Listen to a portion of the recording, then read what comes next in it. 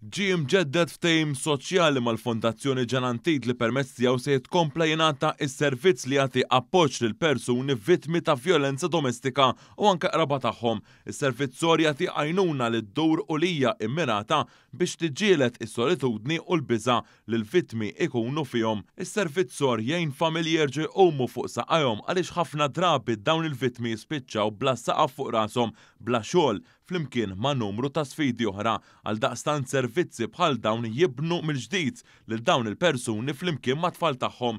Minn barra li jgħinu fix-xogħol tal-iskola dan is-servizz jipprovdi wkoll social workers li jisimgħu u jifhmu l-ħtiġijiet ta' dawn il-familji. Il-ftehim ġie imġeddet mill-Ministru għall-Politika Soċjali u Drittijiet tat-Tfal Michael Falzon waqt konferenza l-aħbarijiet li saret fil-Fondazzjoni Ġanantit li tilqa' u tajn lil dawn il-persuni. Il-Ministru spjega li permezz ta' dan il-ftehim il-Ministeru se jalloka is-somma ta' aktar minn 160,000 euro fuq medda ta' 3 snin.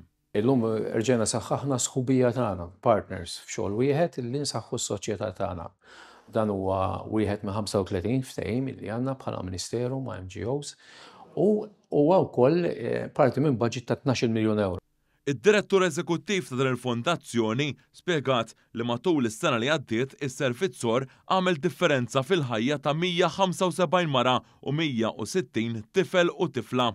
Huwa sinjal inkoraġġanti li x-xogħol li qed isir min-naħa ta' survivors of domestic violence qed iwassal l-għanijiet tiegħu li nisa oħra li jkunu għaddew minn din l-esperjenza u tfal oħra qed isibu support mingħand min ġiġa għadda minn din l-esperjenza.